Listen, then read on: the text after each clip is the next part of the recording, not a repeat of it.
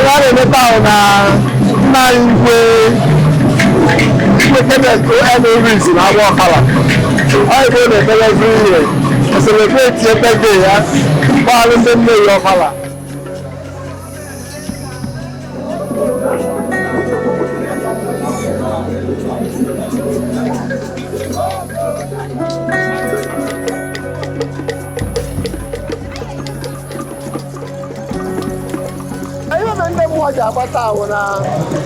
Ikwuano is a very big part of Igbo Fala.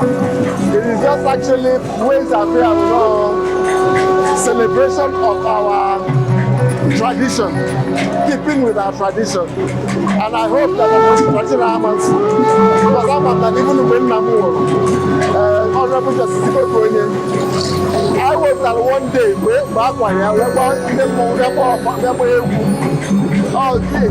to celebrate him, to celebrate the tradition of people.